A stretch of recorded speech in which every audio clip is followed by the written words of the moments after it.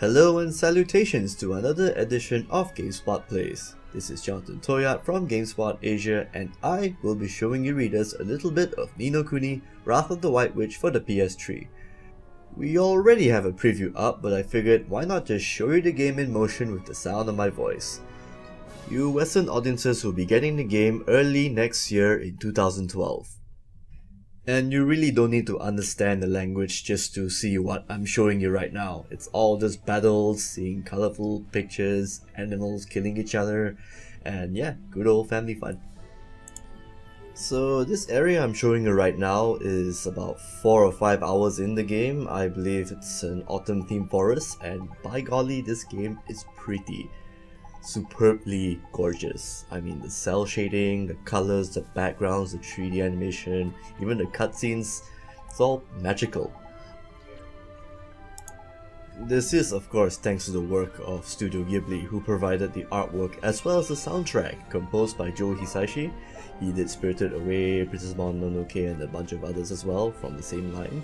So anyway, yeah, look at it, it's pretty. I mean, I don't think my recording here does it justice. You should watch it 1080p, big ass screen. So yeah, onto the combat. We're gonna be fighting a little boar. Oh, there we go. Basically how fights work out is it's all done real time. Enemy encounters aren't random. You can select any of the Imagines which I just summoned here. Yeah, he's a little midget with cape, everything. Just slashes. He's more of a melee character, and he's got a really fancy attack like this. He doesn't have that many weaknesses. I think he's weak against water. He's strong against fire, if I recall. We can check the stat screens later. Another Imagine I have right now, he's actually a little fast attacking monkey marmoset thing. He doesn't have any particular weaknesses, but he just attacks really fast, and he can actually buff up his defense. Oh, Oliver can also participate in battle as well. It's just that he's more of a spellcaster, so I wouldn't suggest putting him in the front lines. See, the thing about this battle system is, right now I only have one party member, Oliver, with his specific Imagines, and you can only summon one at a time. Either that or just have Oliver participate in battle.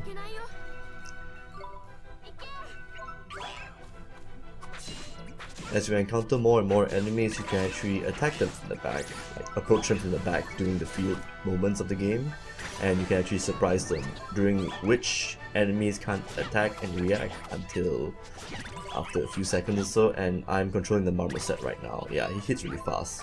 If you notice those little orbs falling onto the ground, those are they actually help replenish the mana and health of the character you're using respectively. The health orbs are green, while the mana orbs are blue. So yeah, it's pretty useful if you can just land a chain combo or whatnot, just hit them as much as you can, buff them up. Oh, and yeah, speaking of buffing, you can actually improve the qualities of each Imagine. Let's just say, yes, for the monkey, the marmoset, you can feed it like ice cream, you can actually make it happier, like I will show right now. So if you feed it ice cream, it becomes happier, and as it becomes happier, you can actually deal more criticals with the little guy. And I believe the midget itself, it actually likes chocolate bars. I guess feeding junk food for little monsters actually help the stats. Yeah, don't do this to your pets, guys, okay? So a brief recap of the story. It's about a little boy named Oliver who just came across this world thanks to this little creature, Shizuku, coming alive. It's actually the kid's stuffed toy. Apparently his mom passed away, so he figured he can go to this new world to actually try to resurrect her somehow. Alright, enough of that exposition. Let's just start out with the fighting with sunflowers. Mutant tiny sunflowers beating up a little midget in the cape. Yeah, I'm just gonna stick to this guy because he's pretty good. I mean, hitting enemies up close. Ideally, oh yeah, and now I'm gonna switch to Oliver, gonna show off a few spells here and there. Oops, a fireball, and he also has a water spell that freezes enemies sometimes. Can probably paralyze them.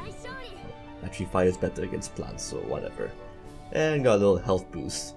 I also got another Imagine, Fairy Imagine, a few more minutes into the stage, but she's a little weak, so I decided to just stick with the actual the two Imagines I have right now. And yeah, that's just a bit of a look at the map right there, just walking around. So I'm gonna spare you guys a little bit of all the exploration and whatnot and just go straight to the meat of the game, the boss fights. You know, it's one thing to actually have fidelity in your graphics, but it's another to actually have a really unified art style, and I believe Ni no Kuni has got it made. Yep, I could say this is like the prettiest game I've seen so far.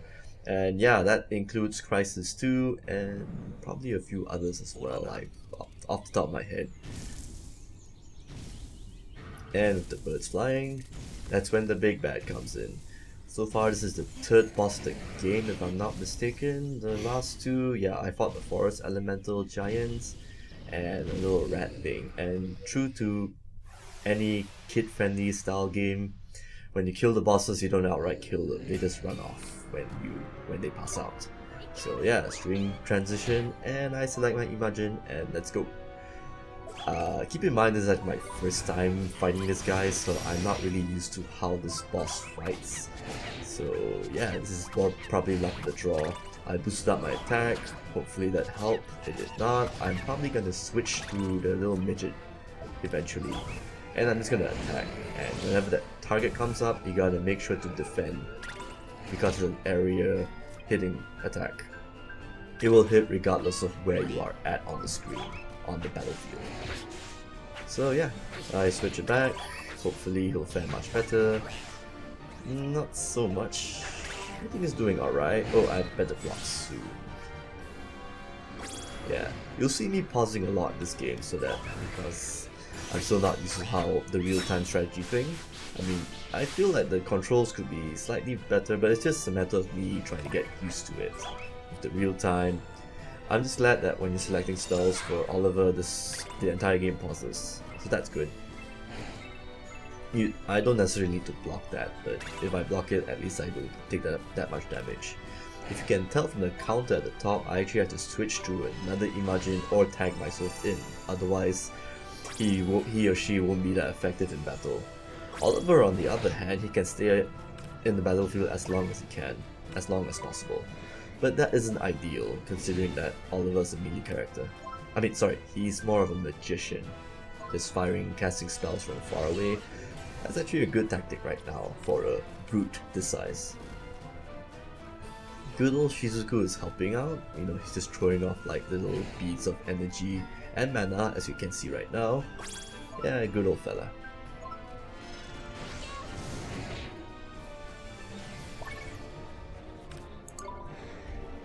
So what I like about this boss battle is you gotta really think and study your boss, study the bad guy, whether what he's doing, like if he's gonna be crouching or doing an animation where he's sizing up for an attack, you gotta learn how to block, or just do an attack to actually interrupt it. So in the meantime, I'm just collecting orbs dropped by Shizuku while I'm staying as far away as possible. And he's doing an area attack. I block, thank god. And I'm gonna select a new guy just to tag in, and we're gonna beat the crap out of him again. Hopefully, it's already close to half-life, so at this time he's gonna throw away his shield and sword, and gonna have a new set of moves. Oh, that's just another attack I blocked. Not yet. Just gonna keep hitting it and hitting. And there we go. Enraged, throw off all of his armaments and gonna go for the bull charge. The best thing about this is that you know that it's gonna come. He's gonna be more vulnerable, basically. So I can just run around, cast spells, whittle it down until hopefully something good happens. Yeah, the game's kinda cinematic that way, so.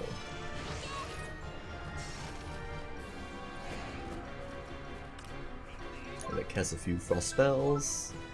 Doesn't really affect it.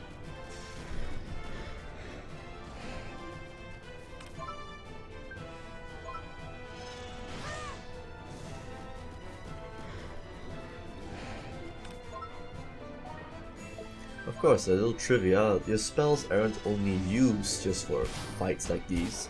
You can also use them in puzzles, like if there's a fire like a brazier that needs lighting up, you just have to use your fire spell. Oh, and Shizuku's gonna tell you how to actually avoid the attack, which I will fail in 3, 2, 1, and go. But at least I blocked it, so it's not that bad, not that big a deal. And here we go, throwing the shield and knocking down the Kingdom Come. This is the part where I actually just attack it as much as possible. So one really cool thing about this fight is, actually for any other fight, basically if you deal enough damage to any prone enemy, a little gold orb will actually pop up, like so. And if Oliver picks it up, you can actually cast a Super Saiyan kind of spell, a super effective spell, deals a lot of damage, but only for like a few seconds, so you gotta make sure to act fast as soon as you collect it. The timer there indicates that how long he has before the spell disappears. And you better do it now, and thank god I made it in time. Otherwise the boss would have countered, hit me, and the spell would have failed. But that's not the case, as it's kicking its ass right now. And you got the flashes coming out as soon as the boss dies. Dies in quote unquote dies, because he's just gonna walk away. And victory for the boy and his little Pokemon-like critters. As you can see, the fairy levels up, so I'll probably use her like a little bit here and there. And I got a little something for the scrapbook. Well, if you check in the options, you can actually collect bits and pieces of paper when you defeat enemies and bosses to collect to the little book that he collects, his magic book. Not too sure what the purpose is, it's probably just a collectible, like you can see artwork and see like fancy information about the world he's in. Funny story about this story, basically in this world, anything that Oliver meets in his real world life, and he'll come across an alternate version of it in the Ni no Kuni world. So let's just say he meets, for example, like the auntie's cat, his mother's friend's cat, is actually like a little king in his own little kingdom in Ni no Kuni, like cat-shaped house, cat-shaped castle, paw emblems and whatnot all over like the walls and whatnot, and even the soldiers have like cat ears. Yeah, you gotta see it to believe it. And yeah, we've restored the greenery thanks to one of Oliver's magical spells. It's really, really pretty. I can't just stop raving how pretty this game, can I? I mean, look at it, it's wow. And now I have to go across the desert to see what other things I can do, like more information about resurrecting Oliver's dead mother. And out I go! Anytime now. Oh, extra page, well.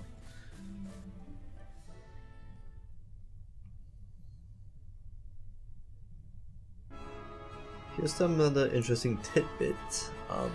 When this game was out, I believe it was somewhere early week of December, Call of Duty Modern Warfare 3 came out, was published by Square Enix. It was actually the top selling game. Ni no Kuni was at 3rd place, and it went to the bottom of the top 10. I mean, it actually went away from top 10 sales. So yeah, I guess Modern Warfare games are the in thing right now, even in Japan. It's a bit of a shame. Yeah, all these corridor shooters, I mean, you got this, it's like too many of these going on. I mean, there's no room for titles like these to flourish. I mean, original IPs are really dying. So yeah, I gotta save a game just in case. I mean, I've actually died once or twice in certain areas in the game and I had to restart at certain points. This game still uses the tried and true safe checkpoint method. Alright, new enemies. I've been facing like pit bulls, dogs, little mushroom people. Now we're gonna find an actual skeleton. A cute, albeit a cute Ghiblified skeleton. And this guy's actually pretty tough, so it wasn't such a good idea for me to use a fairy first.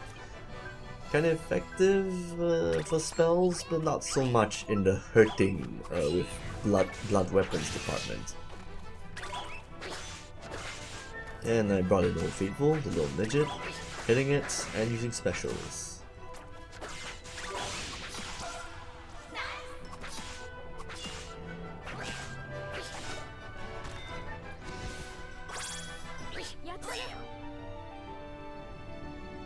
Here's one little interesting thing as well. When you're walking around the map, most of the enemies, they'll just run a straight line instead of like hunting you down or seeking onto you. Whereas when you're in one of the dungeons, they're really fast to the point where you can't actually escape them. So I think that's a pretty good design choice right there. Like, you only do your leveling up, your mandatory leveling up while in the dungeon, not so much in the overworld. Overworld, like, you can just avoid enemies, just go straight. They're just gonna charge in a straight line or just walk really, really slow. Again, I'm just glad this game does not use random battles. I mean, this is like the good old days where you have to see your enemies. I mean, back then, I don't think any game has enough memory capacity to actually show enemies on screen, but now in this day and age, that's really not an excuse.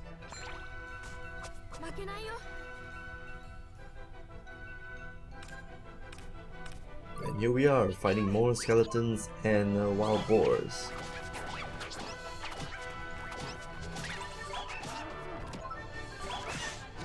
Actually, I feel that the marble set is actually better against slower enemies because it can actually deal more damage during a turn.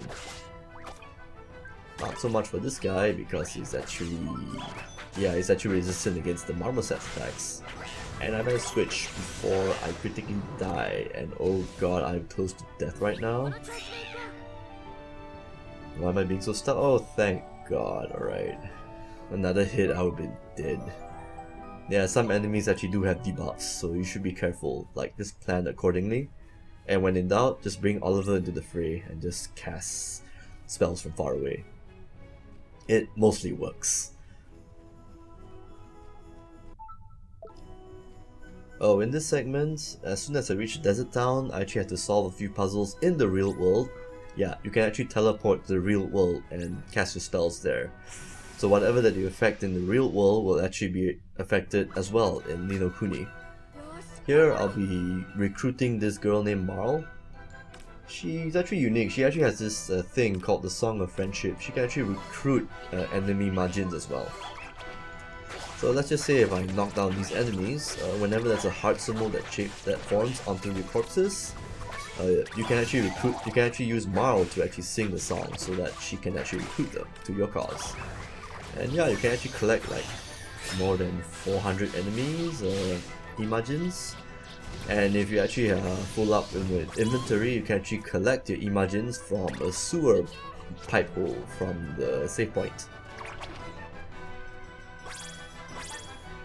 Yeah, at this point in time, I did not know that that enemy is actually a strong spellcaster, so didn't know what I was doing. Had to pick wanted to try my luck with this fairy, but I stupidly defended. There we go. Anyway, it's attacks that aren't that effective. In retrospect, I should have just switched to the midget itself, or the marble set. The marble set's good enough. Fast attacks, hits really hard as well. I think the stats for the marble set's actually better in a way against the midget, but it really depends what your preference are. And yeah, the game is on sale in Japan, but you can actually order it from your local or online hobby store. Long story short, pretty graphics, pretty cool gameplay, love the boss fights, scores absolutely brilliant. Look forward to more GameSpot plays from GameSpot.